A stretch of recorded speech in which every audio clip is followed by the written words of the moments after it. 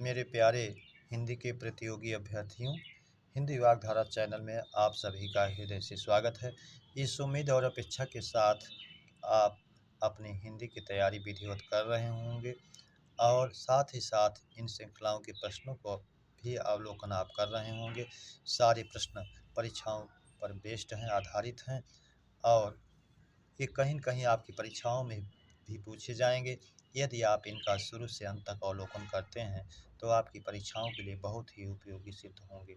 आइए, इस श्रृंखला के पहले प्रश्न की शुरुआत हम लोग करते हैं।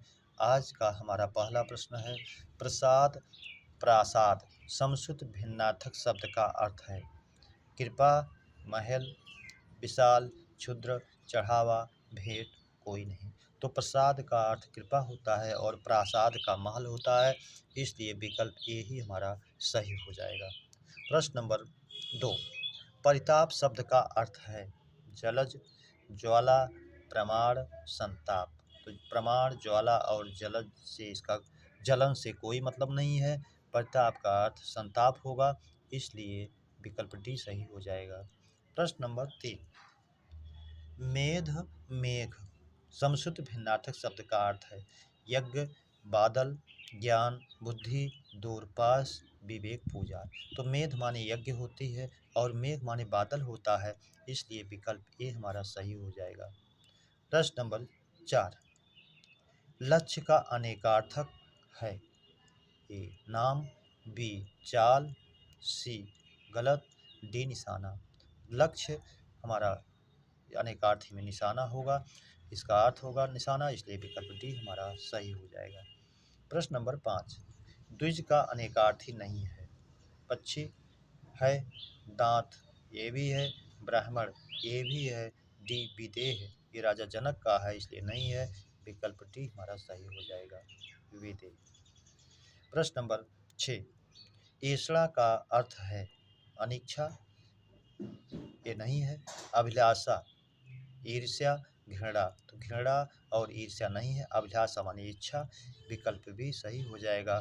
ईर्ष्या माने इच्छा, अभिलाषा माने इच्छा। प्रश्न नंबर 7, जहाँ एक ही शब्द के अनेक अर्थ व्यंजित हों, वहाँ कौन सा अलंकार होगा। ए यमक, बी रूपक, सी उत्प्रेक्षा, डी श्लेष। जहाँ एक ही शब्द के अनेक अर्थ व्यंजित हो, अर्थात एक ही शब्द के अनेक अर्थ हों, वहाँ पर श्लेष अलंकार होता है, इसलिए विकल्प डी हमारा सही हो जाएगा, श्लेष। प्रश्न नंबर 8, छाया है माथे पर आशीर्वाद सा। अब छाया माथे पर आशीर्वाद के समान है, सा वाचक चिन्ह भी है उपमा अलंकार का, आप जानते हैं। तो सी सा से सम सरे समाना, यथा, तुल्य, तूल, इम, जिम, जैसे, ये सब उपमा अलंकार के वाचक चिन्ह हैं। उपमा है तो सही है, इसलिए विकल्प ए उपमा इसका सही उत्तर होगा।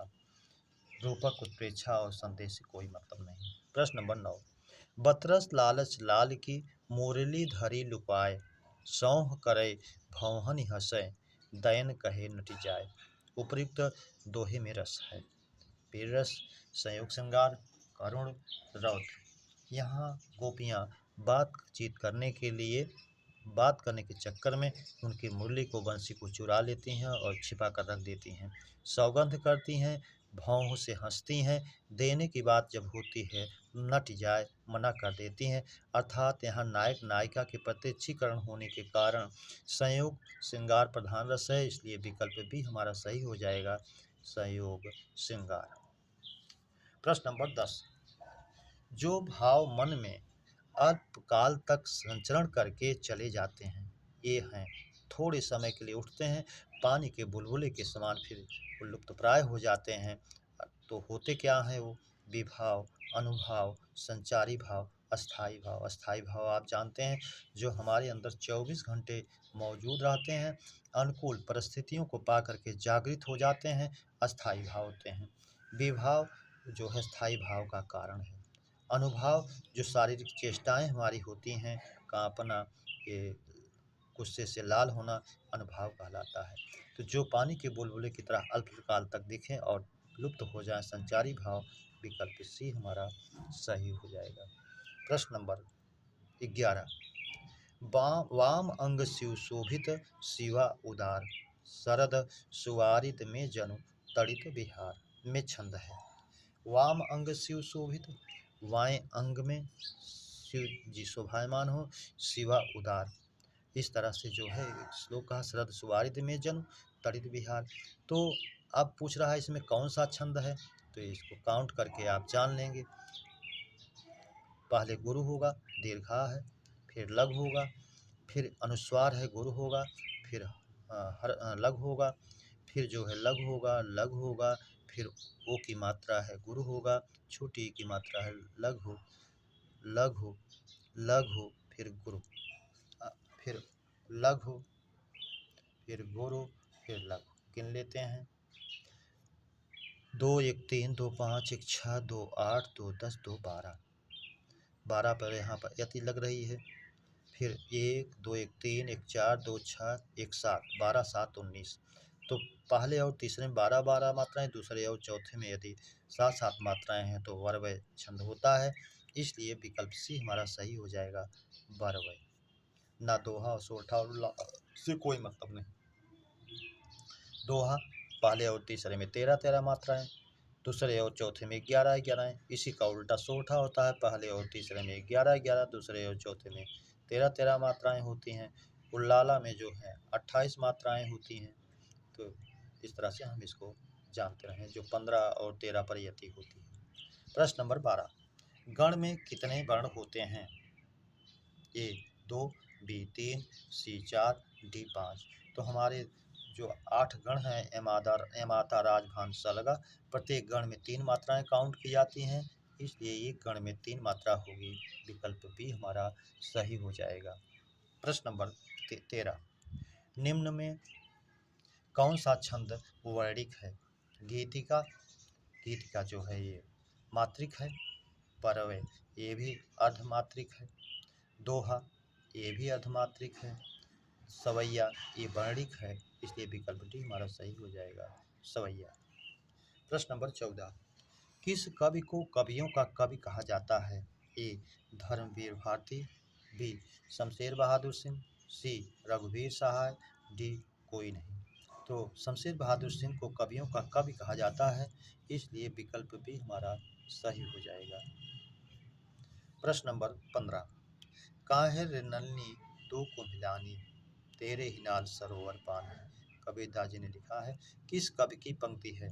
कबीर, विकल्प ए ही सही है। सूरदास, रहीमदास, रैदास से कोई मतलब नहीं। लोक मंगल की भावना के सर्वश्रेष्ठ कवि कौन है? सूरदास, तुलसीदास, मुक्तिबोध, अज्ञेय। तो हिंदी साहित्याकाश के सूर्य कहे जाते हैं सूरदास जी, और लोक मंगल की भावना के सर्वश्रेष्ठ कवि माने जाते हैं गोस्वामी तुलसीदास जी, इसलिए विकल्प भी हमारा सही हो जाएगा। प्रश्न नंबर 17, हम दीवानों की क्या हस्ती है, आज यहाँ कल वहाँ चले। किसकी पंक्तियाँ हैं? नरेंद्र शर्मा, भगवती चरण वर्मा, अज्ञेय, हरिवंश राय बच्चन। तो हम दीवानों की क्या हस्ती है, आज यहाँ कल वहाँ चले, भगवती चरण वर्मा की ये जो है पंक्ति है, इसलिए विकल्प भी हमारा सही हो जाएगा।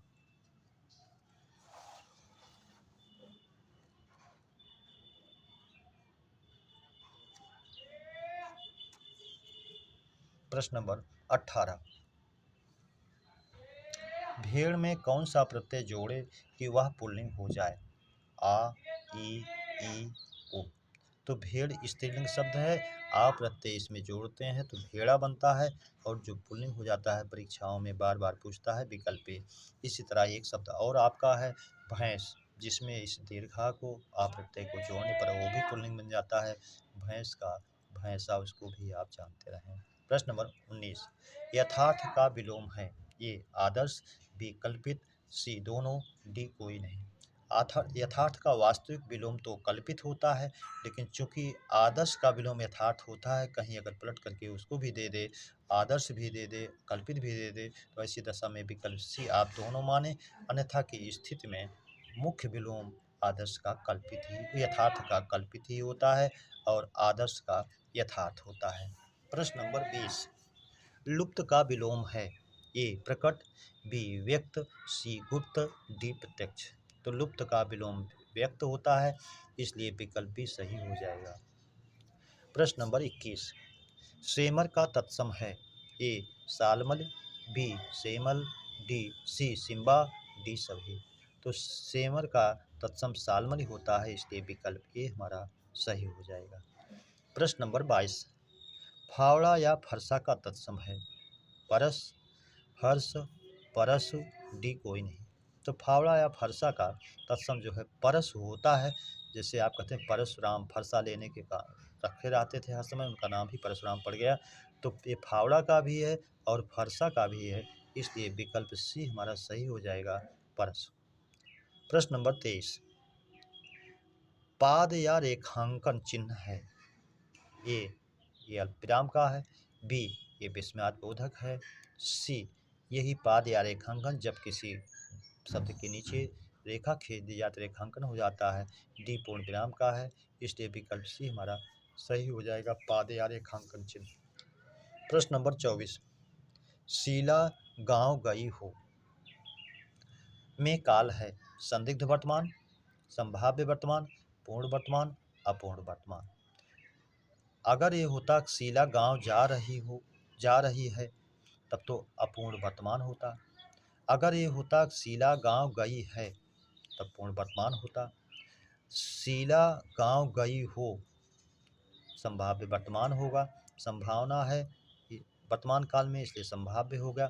अगर होता ये शीला गांव जाती होगी, तब संदिग्ध वर्तमान हो जाता।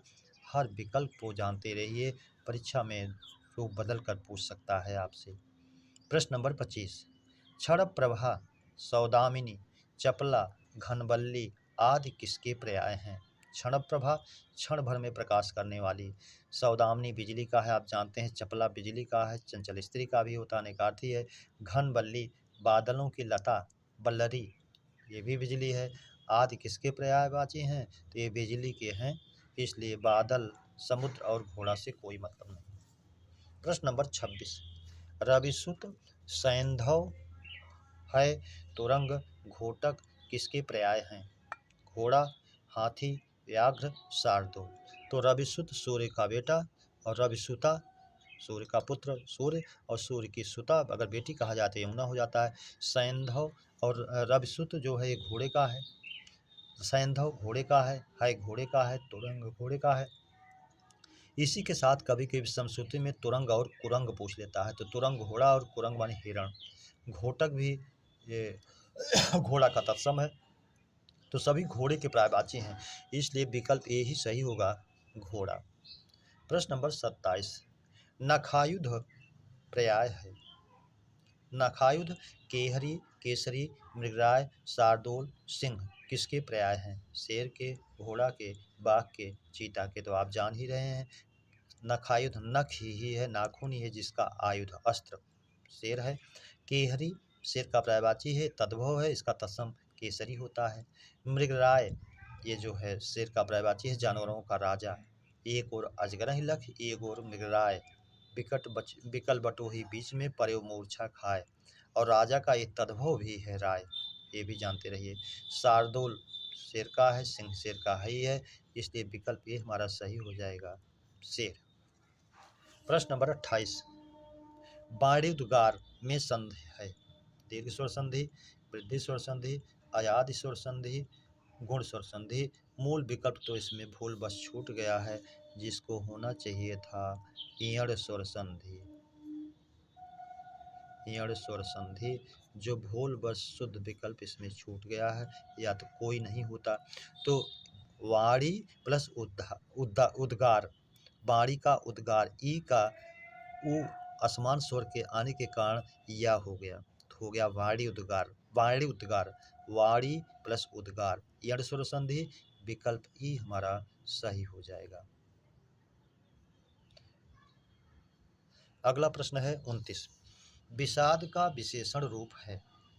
विशद, विषण, वैषण, विषण्य। तो विषाद का विशेषण जो है विषण होता है, विषाद माने होता है दुख, और विषण माने दुखी, इसलिए विकल्प भी हमारा सही हो जाएगा, विषण। प्रश्न नंबर 30, पय का अनेकार्थी है।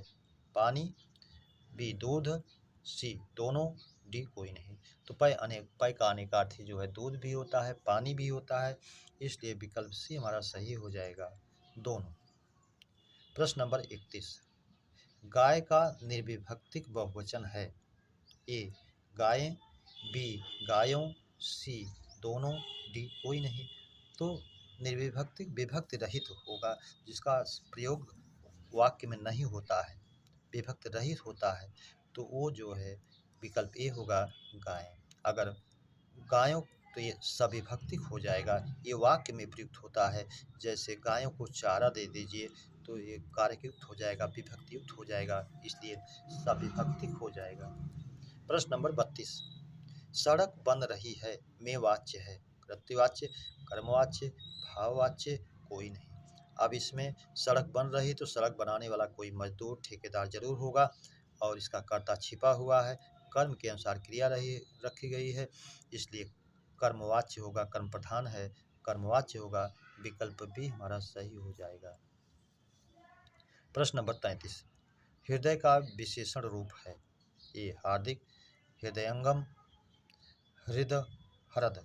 तो हरद माने तालाब होता है, हृद माने हृदय होता है, हृदयंगम हृदय से उसको समझना होता है, हार्दिक हृदय से होता है, हार्दिक शुभकामनाएं दी जाती हैं, तो हृदय का विशेषण हार्दिक होगा, विकल्प ए हमारा सही हो जाएगा।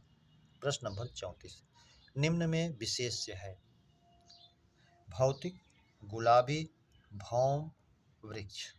तो वृक्ष, गुलाबी किसी संज्ञा के पहले आप प्रयोग कर सकते हैं, भौम जल, भूम से संबंधित जल, भूमि में आ प्रत्यय जोड़ा गया, भौम हो गया। वृक्ष पेड़, तो ये विशेष्य है, ये किसी संज्ञा के स्वयं में संज्ञा है, इसलिए विकल्प डी हमारा सही हो जाएगा। प्रश्न नंबर 35, प्रमाण में कौन सा प्रत्यय जोड़ने पर विशेषण रूप होगा। ए या, ए, इक, ता।